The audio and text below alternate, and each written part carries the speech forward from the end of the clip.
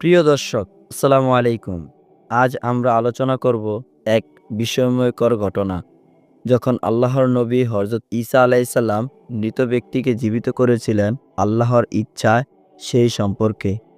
হযরত ঈসা আলাইহিসসালাম ছিলেন একজন মহানবী, যিনি অলৌকিক কিছু ক্ষমতা লাভ করেছিলেন আল্লাহর পক্ষ থেকে। তিনি অন্ধকে দৃষ্টি ফিরিয়ে দিতেন, কুষ্ঠ রোগীকে সুস্থ করতেন, এমনকি মৃত ব্যক্তিকেও জীবিত করতেন। সবকিছুই আল্লাহর ইচ্ছায়। একদিন কিছু লোক হযরত ঈসা আলাইহিসসালাম এর কাছে এসে বলছিল, আপনি কি সত্যি মৃত ব্যক্তিকে জীবিত করতে পারেন?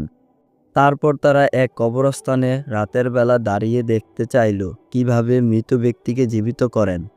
হযরত ঈসা আলাইহিসসালাম আল্লাহর দিকে মুখ করে দোয়া করলেন এবং কবরের দিকে ইঙ্গিত করলেন। এরপর তিনি উচ্চারণ করলেন, কুম বিইজনিল্লাহ, অর্থ আল্লাহর অনুমতিতে উঠে আসো। মৃত ব্যক্তি ধীরে ধীরে জীবিত হয়ে উঠছে। চারপাশে মানুষের বিস্ময় মাখা চেহারা। আল্লাহর ইচ্ছাতে সেই মৃত ব্যক্তি জীবিত হয়ে উঠলেন। আশেপাশের সবাই বিস্ময়ে তাকিয়ে রইল।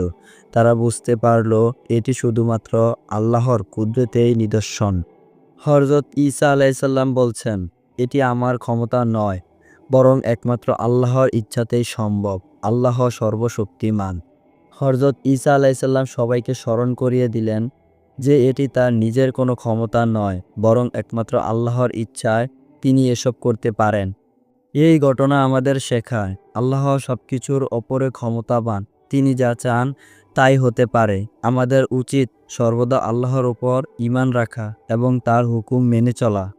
প্রিয় দর্শক, যদি ভিডিওটি ভালো লেগে থাকে তাহলে লাইক, কমেন্ট ও শেয়ার করুন। ইসলামিক আরও সুন্দর গল্প পেতে আমাদের চ্যানেলে সাবস্ক্রাইব করুন।